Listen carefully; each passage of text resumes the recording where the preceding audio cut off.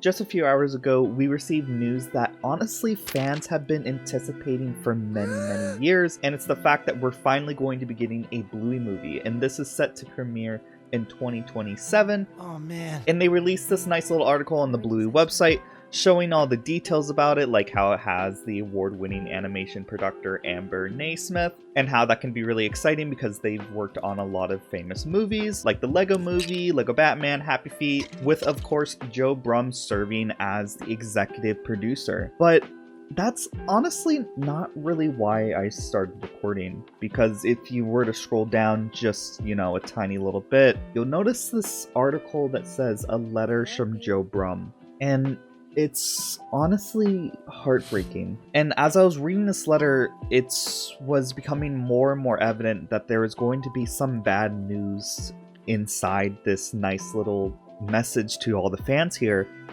And it mentions that the Bluey movie will be Joe Brumm's last production for Bluey itself. And for anyone who's not aware, Joe Brumm is the creator of Bluey. This doesn't mean the show is ending. In fact, even in the article here for the letter, and I believe even in the Bluey movie, it mentions that there will be production for future Bluey. It just won't be Joe Brumm. So, that's awesome. Confirmation for season 4. But Joe Brumm is really the heart and soul of Bluey. And it's really hard to put into words why this is so sad. And it's honestly the entire reason why this video is not scripted, because I'm not even sure how to put into words on what to really feel about this. Because the entire family dynamic for the show is written with Joe Brumm's family in mind. So I imagine this will be very difficult of a change, and possibly we'll be seeing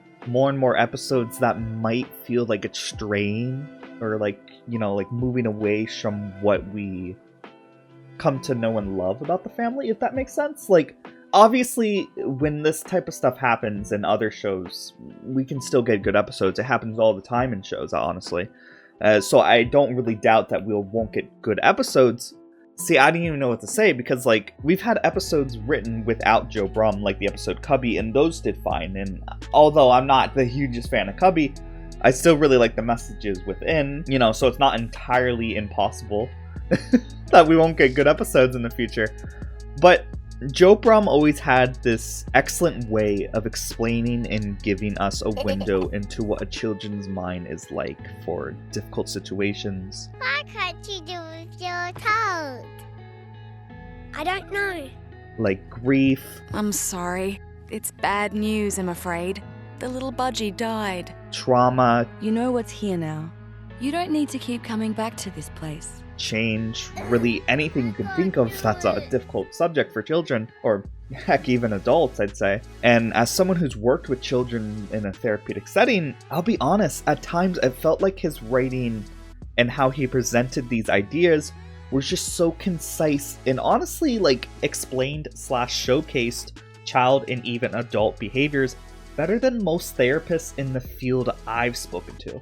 He was always able to write an episode about a difficult subject, make it impactful, make it have clear, concise, and even accurate depictions of how a child processes grief. I hope the poor little budgie's okay. I've got good news. Your bird is okay. Oh, no, Mum, you have to pretend it's bad news. That the budgie's dead. Or even trauma with Space, with Mackenzie wanting to isolate himself. People with trauma do that. And him reliving his trauma and how he perceived it at a younger age. It's all really well written. Why did you leave me behind? What? We didn't. You did. You left me behind on purpose. You can analyze that and be like, wow, that was obviously written with a lot of mental health knowledge behind it, if that makes sense. Are you okay? My mum left me behind. I gotta excuse my voice. I'm honestly really sick, so it might sound like I'm about to cry. But no, my throat just... my throat is really hoarse.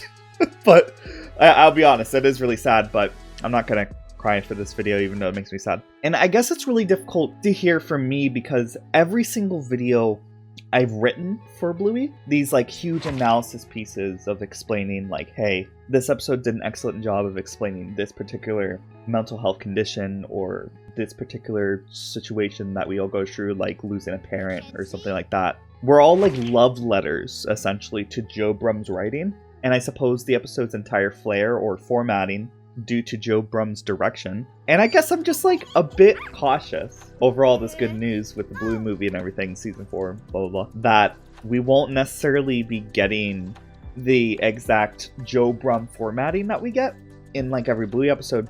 Because like if we really want to boil down a Bluey episode, a lot of time it's like setup. Shouldn't it be up to me? And then like this setup acknowledges something important for the episode's core theme. Is that why Mum wants you to rest? Yeah, probably. Then why don't you?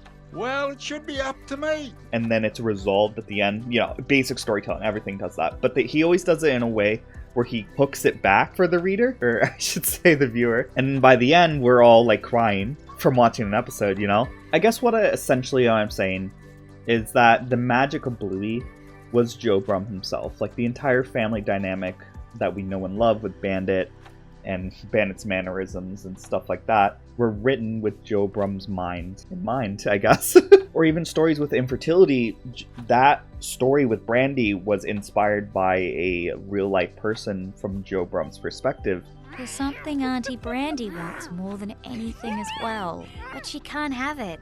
And there's not really anything anyone can do. And the entire reason why the show was so successful was because of Joe Brumm's philosophy of making a show that was for everyone, and kind of is the reason why this preschool show is famous for around the world, and like for adults and teenagers and kids alike. And it's a hard task to follow up on, and I'm very interested to see the future of Bluey and seeing how a new director will be able to mirror that.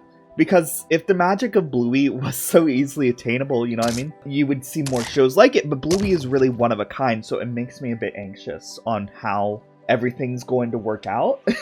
Once again, I'm just really sad to see Joe Brumm leave, because he's able to explain these like difficult situations in a preschool show in 7 minutes. He's able to explain literally everything that makes this condition or particular situation difficult for a real life person, and he has this huge like level of empathy or something, I'm not really sure, that he includes in every single piece of writing that just makes it feel like it connects to everyone that's on screen and allows you to put yourself into the character's shoes, especially if you've dealt with a situation like that. Like, you know, baby race, if you're a new parent, you know, you understand how difficult it is to raise a child and how you feel like you're doing everything wrong. With space, you know, dealing with trauma is difficult, childhood trauma, and how your mind makes you behave, and Mackenzie shows that in a brilliant way, including Mackenzie's writing in other episodes on how that anxiety affects him and why he behaves a certain way. And it's interesting because when you read the letter, it kind of cements like a lot of people's fear that people were worrying about, where the sign felt like a TV finale for Bluey. And a lot of people were saying that. It's like, it feels like a finale. It felt like a finale. Like, it literally did. And next episode after, I mean, spoiler alert, if you haven't seen all the episodes of Bluey, I guess just skip ahead like 20 seconds. It shows like Bluey all grown up, and that felt like, oh wow, that's like done deal, you know? So that was a bit funny to read from Joe Brumm saying that, but, you know, also kind of felt like a reality check when you're reading this letter. It was like, oh, he's gonna say what I think he's gonna say.